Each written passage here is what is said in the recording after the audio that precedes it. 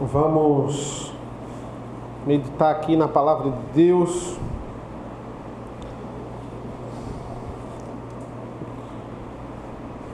Vamos lá. Eu queria que a gente abrisse em 2 Timóteo.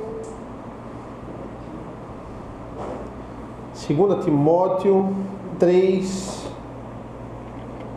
Texto aí bastante famoso.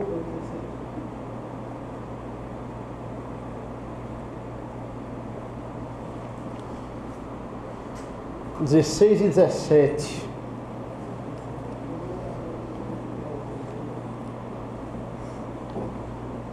Segunda Timóteo 3, 16 e 17. Texto bastante famoso aí, né? Quem achou pode ler, por favor. Vou pedir hoje para vocês lerem aí alguns textos, tá? Toda a Escritura é inspirada por Deus e útil para o ensino, para a repreensão, para a correção, para a educação na justiça, a fim de que o servo de Deus seja perfeito e perfeitamente habilitado para toda boa obra. Amém. Queridos, hoje a gente vai iniciar um novo livro, certo? Uma sequência aí de estudos em cima de um novo livro que eu acho que vocês vão gostar, certo? Foi muito bom esse ano, né? Esse ano de 2024, que a gente viu alguns livros, certo? A gente viu um livro quando eu falei sobre culto doméstico, que foi a família cristã, um livro muito bom, tem até o prefácio do reverendo Paulo Brasil. Quando eu falei sobre as cartas de Pedro, a gente viu um livro que foi Pedras Vivas, do Heber Júnior, né? Também um livro muito bom.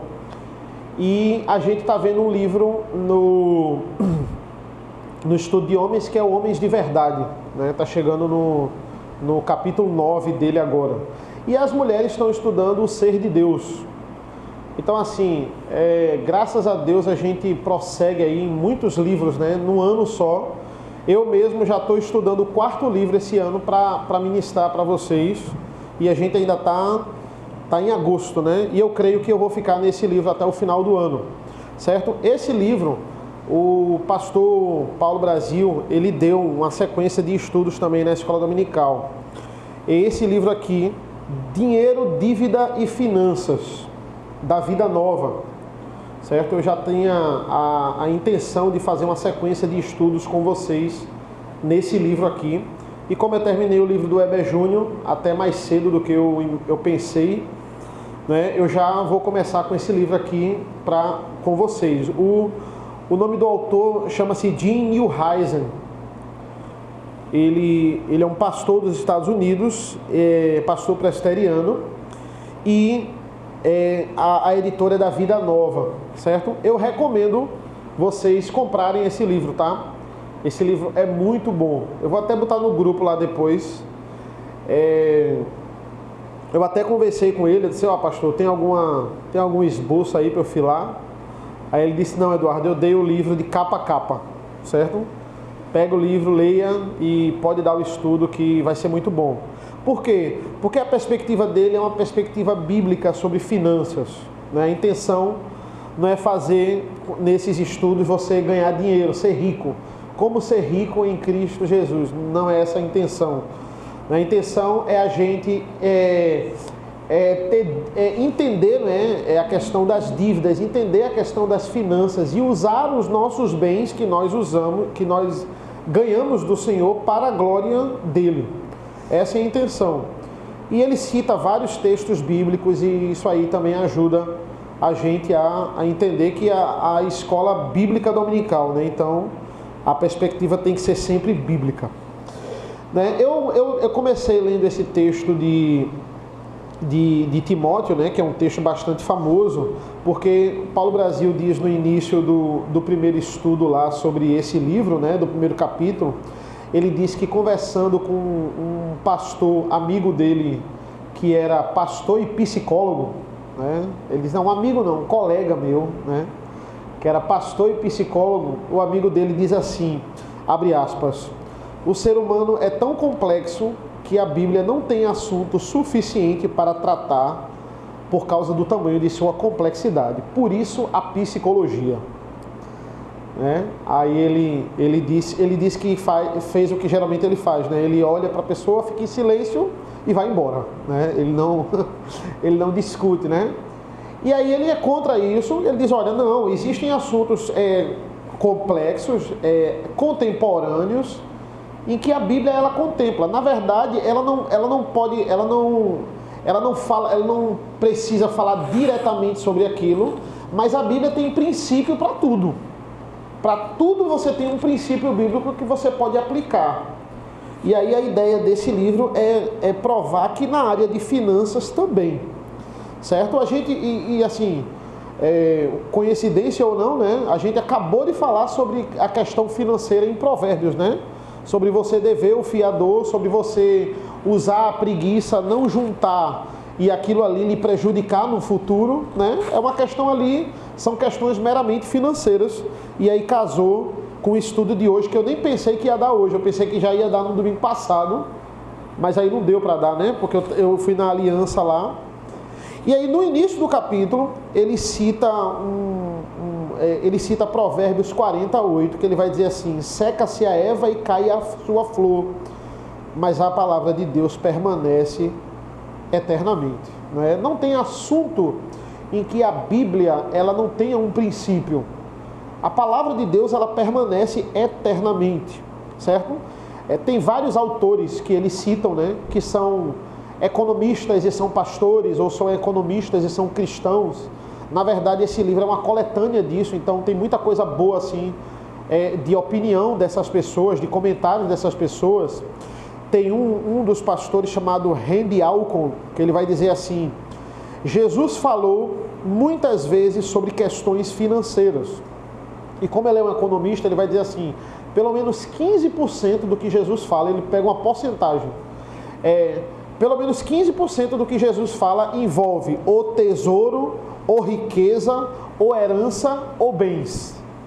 Ou ele está fazendo uma aplicação com um tesouro, ou com a verdadeira riqueza, ou com o que você vai herdar aquilo ali, ou falando especificamente de bens. 15% do que Jesus fala é sobre isso.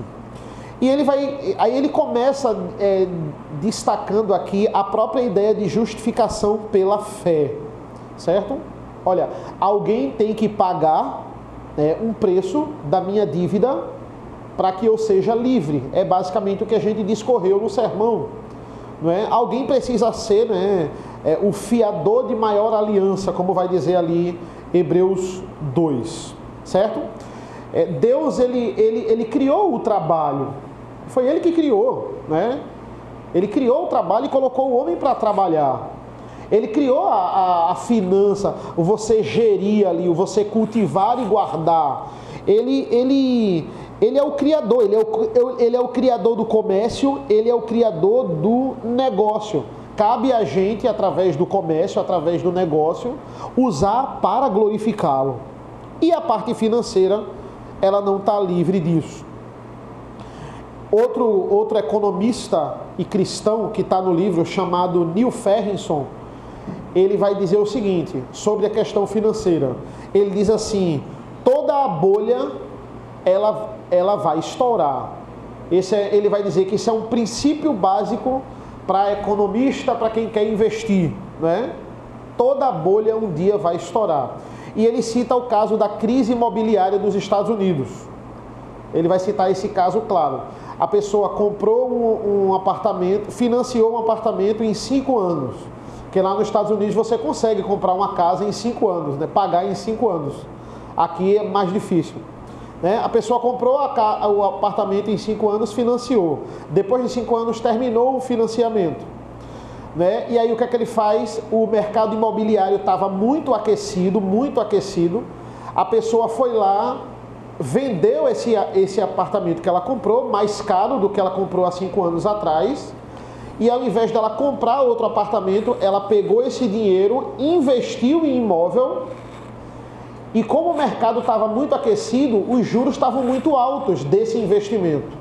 Então ela pegou dos juros do investimento que ela fez, ela financiou outro apartamento, certo? A ideia foi essa. Ao invés dela comprar, ela pegar o lucro ali e tentar fazer alguma coisa, ela colocou tudo ali no mercado imobiliário. Dos juros ela foi lá e financiou outro apartamento. Aí ele diz assim, qual é a regra da economia? A bolha um dia vai estourar. O que é que ele está querendo dizer? Você precisa controlar onde você está colocando o seu dinheiro, né? A ideia é essa, né? O pastor Rodrigo tem respaldo aí para falar disso, né? Você precisa acompanhar o seu dinheiro. Você não pode simplesmente deixar lá e acabou, né? Não. Aí imagina todo mundo fazendo isso, né? Todo mundo fazendo isso, chegou uma hora que o banco não estava mais conseguindo suprir aquilo ali, gerou uma crise e pegou todo mundo de surpresa. Eu falo muito isso na época de Collor também, né? Eles pegaram empréstimos baixíssimos ali, com juros lá embaixo. Aí todo mundo pegando empréstimo. Todo mundo pegando empréstimo para fazer a aplicação do próprio empréstimo e com os juros da aplicação pagar o empréstimo, porque os juros estavam lá embaixo. Aí eles começando, imagina, todo mundo fazendo isso na época de Collor. A pessoa chega... E assim, não tinha facilidade de aplicativo, né? De você acompanhar no aplicativo. Para você saber como é que estava seu dinheiro, você tinha que ir no banco, enfrentar uma fila e o homem lhe dizer como é que estava. Era um negócio assim muito mais complicado. E aí, quando um certo dia as pessoas foram no banco acompanhar o dinheiro delas, os juros de... Ela fez um empréstimo para uma moto e elas estavam devendo uma casa por causa dos juros, né? Isso fez aí muita gente se matar na época de Collor, certo? Então entenda, o meu objetivo aqui não é fazer você se livrar da bolha financeira, né? Como, através da Bíblia, você se livrar da bolha financeira, de forma nenhuma, mas é mostrar princípios básicos bíblicos para que a gente entenda como funciona e usar a prudência, de fato, também para a glória de Deus na administração dos nossos bens, certo? Na verdade, eu vou mostrar para vocês aqui 10 rápidos pontos e na verdade esse estudo de hoje é uma apresentação inicial, que é o que ele faz no capítulo 1, para princípios sobre isso que ele vai nortear durante todo o livro. Primeiro princípio, o direito à propriedade privada na Bíblia é afirmado.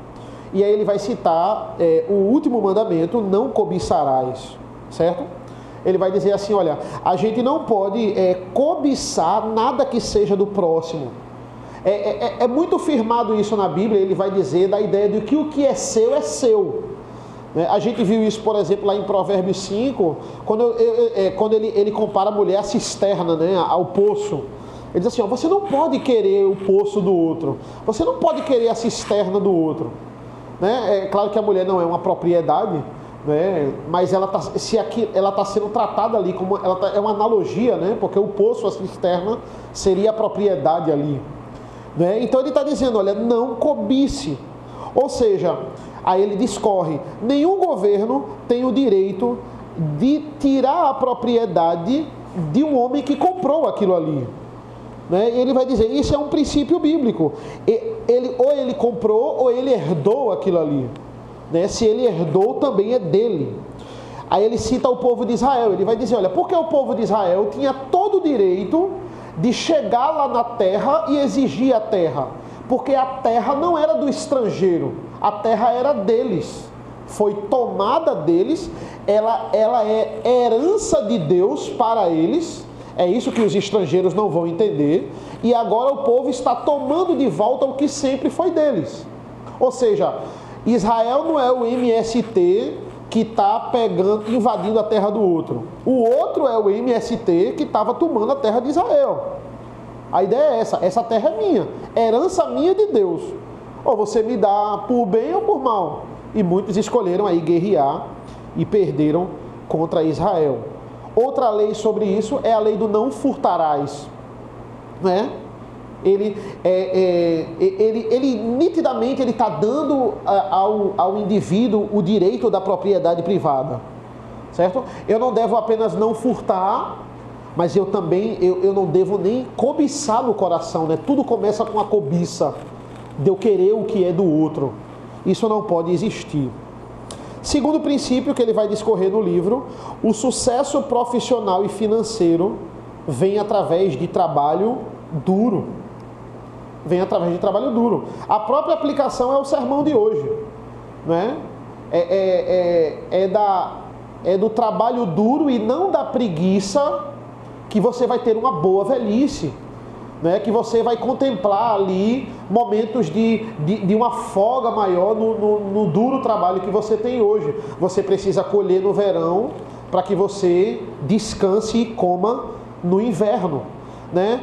A gente vai ver ao longo de Provérbios, e a gente vai ver aos poucos assim, que ele condena veementemente a cobiça, né? Veemente a cobiça. A cobiça não, perdão, a preguiça, né? Ele condena diretamente a preguiça. Por exemplo, alguém lê aí, alguém abre para mim Provérbios 10, 4 e depois Provérbios 22, 29. Por favor.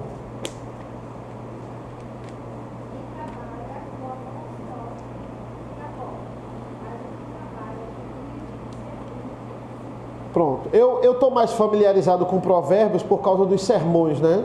E aí a gente vê que ele constantemente, aqui ele já entrou mesmo na coletânea de Provérbios, né?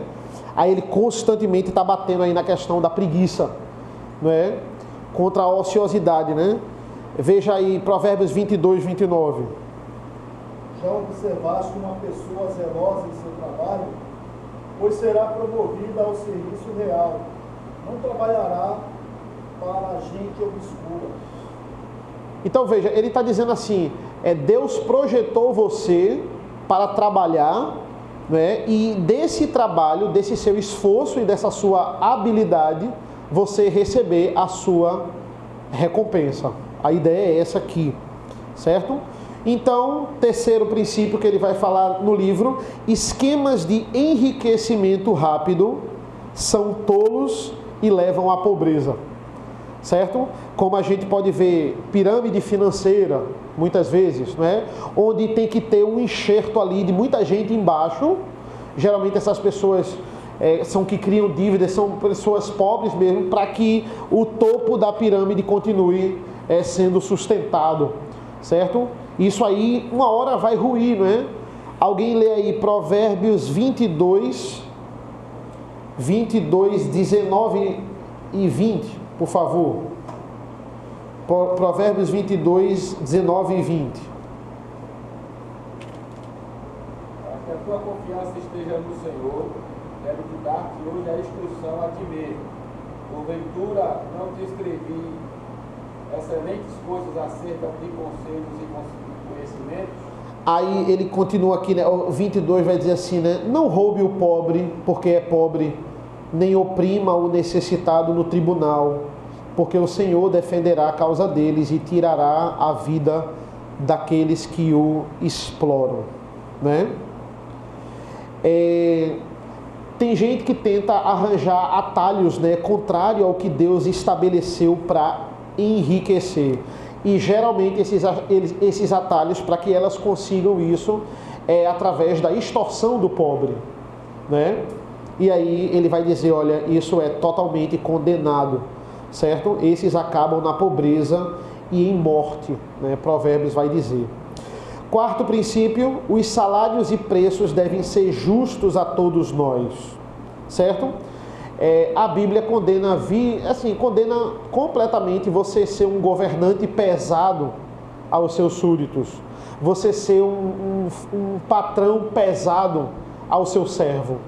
Né? A gente vê isso em você usar de abuso, ou seja, se você é um patrão, você tem a oportunidade de ser uma bênção na vida dos seus funcionários, certo? Então, faça isso e use também para a glória de Deus. Se você é um funcionário, você pode ser uma bênção na vida dos clientes, da pessoa que você trabalha, uma bênção na vida de outros funcionários e uma bênção até na vida de um patrão, se você for um funcionário justo e um funcionário digno, certo? Muitas vezes o patrão, ele pode ser mais leve aos seus funcionários, mas aí ele escolhe, por exemplo, se adequar a um padrão humilhante e opressor do mercado. Muitos homens crentes que são patrões, eles são irreconhecíveis nas empresas que eles são patrões, porque eles usam essa desculpa de que não, mas esse é o padrão do mercado. Se você for ver, é isso que os outros patrões fazem com os funcionários nesse ramo. Então eu estou só seguindo o padrão, né? E muitas vezes a gente não tem que seguir o padrão do mercado, a gente tem que seguir o princípio bíblico, né? O padrão do mercado não pode estar acima do princípio bíblico. A ideia é essa, né? Então são pessoas que são altamente irreconhecíveis no trato com o funcionário.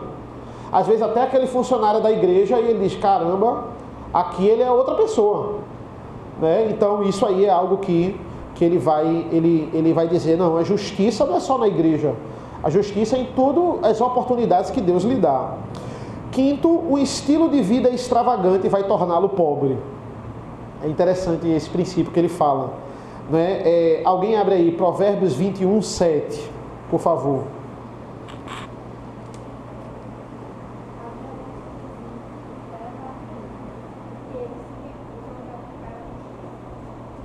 Eles se recusam a praticar a justiça, certo?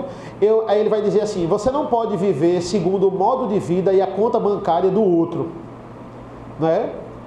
Não, Deus lhe deu um modo de vida a você seguir, e uma conta bancária também. Você precisa se adequar à sua realidade. E os influenciadores estão para mostrar aí o contrário, né? Eles estão para mostrar aí para você uma vida rica e uma vida fácil. É o Pix do milhão, né?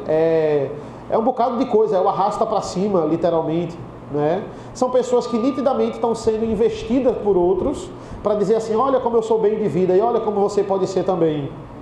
Mas a gente sabe que aquilo ali não é tão fácil quanto parece. Sexto ponto, o problema sobre criar dívidas, certo?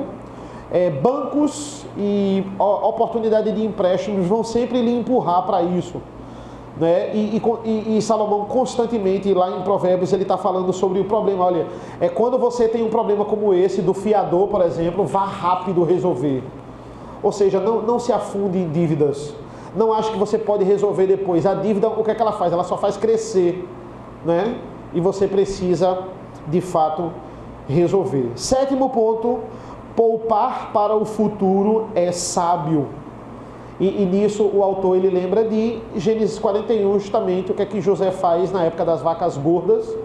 Ele junta, porque ele sabia que iria vir ali na época das vacas magras, né? A gente vê existe um capítulo só onde toda a comida dos egípcios está acabando e os egípcios vão ter que ir com José, e é um capítulo onde ele negocia aquilo ali, né? Ele vai usar todo o dom que ele tem de liderança, de negócio e como ele usa ali, né?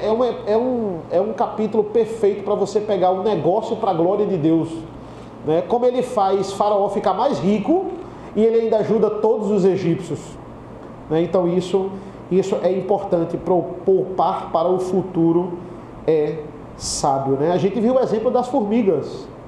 Estados Unidos mesmo, geralmente eles ficam de férias, né? O pessoal das universidades, das escolas, principalmente universidades, eles ficam de férias na metade de maio. E é interessante que as férias lá é bem prolongada, é o verão norte-americano, né? Eles ficam de férias na metade de maio e eles só voltam em agosto. Aí o que é que eles fazem? Eles ficam 2 meses e meio sem fazer nada? Não. Lá é uma cultura ferrenha de trabalho. Eles fazem assim, eles descansam 2 semanas, os universitários, né? Eles descansam de maio até o início de junho ali. Aí eles ficam junho e julho trabalhando. Todo mês de junho e julho trabalhando. Para quê? Para juntar para a própria universidade, para juntar para o futuro. O que é que eles fazem? Tudo. Limpeza, limpar telhado, de tirar folha de telhado, limpar piscina. É um bocado de... Pronto, eles fazem o que dá para eles fazerem. Eles ainda não têm uma formação, então eles vão pegando todos os bicos que você imaginarem, pintando casa. Eles passam 2 meses trabalhando, né, para juntar mesmo. É a filosofia de você juntar para o futuro e não... Se eu tenho 3 meses livres, eu não vou passar 3 meses dormindo. Isso aí é bem assim... é fora da cabeça da cultura norte-americana, pelo menos, né? Coisa que muitas vezes o brasileiro diz 3 meses sem fazer nada, né? Só dormindo, descansando, pegando ali meu auxílio que eu tenho e pronto, né? Então isso é uma coisa importante da gente entender. 8º ponto, devemos honrar a Deus com os bens que nós temos, certo? Por exemplo, a igreja ela tem que pensar um dia, quando ela tiver uma renda mais sustentada, e existem meios para isso. Primeiro, na IPB também, né, a gente pensar no pobre, né, nos pobres da nossa igreja, nas pessoas que realmente precisam. E entendam, existem pobres e pobres, digamos assim. Existe aquele pobre que ele não quer trabalhar. Aí a gente usa o princípio de Tessalonicenses, né? Não quer trabalhar, então não coma, né? A gente não tem que ajudar essas pessoas que têm saúde, que têm disposição, mas simplesmente elas não querem trabalhar. Elas estão passando por problemas financeiros, por ociosidade, por preguiça. Se a gente ajudar essas pessoas, a gente está indo contra o que Salomão está dizendo. A gente está ajudando ela a ser preguiçoso. É aquelas pessoas que simplesmente juntam cesta básica e dá a outros que não conhecem e pronto. E aí tem pessoas que vivem de cesta básica de igrejas que ficam se comprometendo com elas. Não, a gente precisa saber quem vai ajudar. Quem é que a gente tem que ajudar?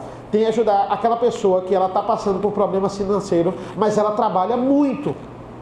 Ela trabalha duro, mas ela não teve a oportunidade que a gente teve, ou a oportunidade na vida, ou a oportunidade de formação. E ela trabalha muito, mas ela não consegue sustentar a casa dela, mesmo trabalhando muito, trabalhando duro.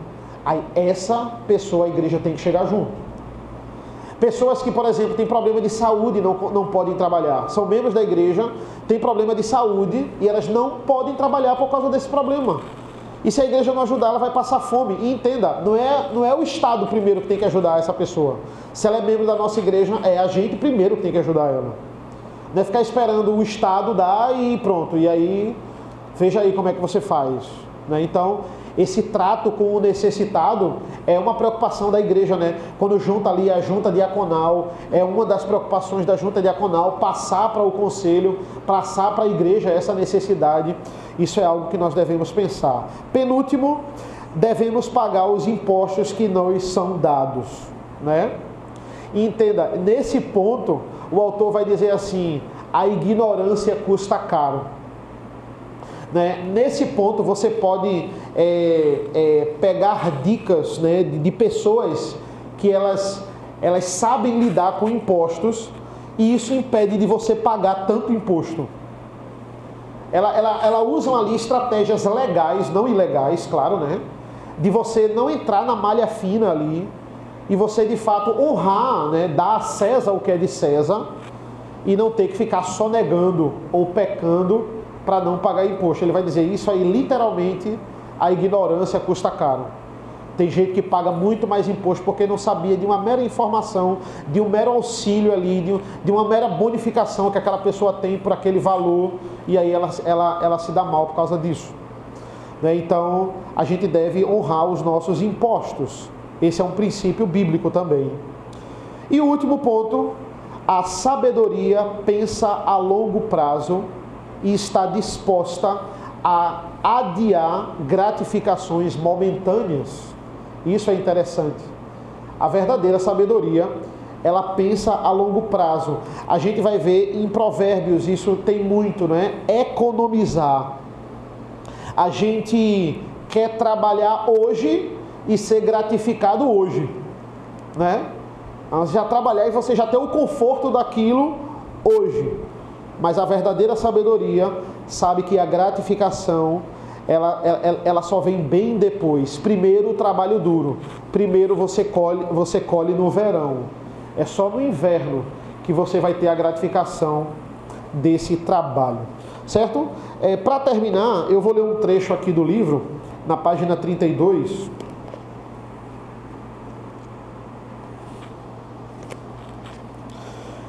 É uma citação do Neil Ferguson, um dos economistas cristãos que ele se apropria aqui do livro. Ele vai dizer assim: De fato, creio que a crise atual, em alguma medida, pode ser explicada pelo desconhecimento da história das finanças. Não só por pessoas comuns. Os mestres do universo também dão muita pouca atenção às lições do passado, preferindo depositar suas esperanças em modelos matemáticos sofisticados que provaram ser falsos deuses. Da perspectiva bíblica, diríamos que Deus revelou a sabedoria financeira na Escritura e que a história prova que aqueles que se acham mais inteligentes do que Deus acabam caindo em problemas financeiros, não apenas para si mesmo, mas também para outras pessoas afetadas por sua insensatez. Aí ele cita Provérbios 26:12. Vês um homem que é sábio aos seus próprios olhos, há mais esperança para o tolo do que para ele. Certo?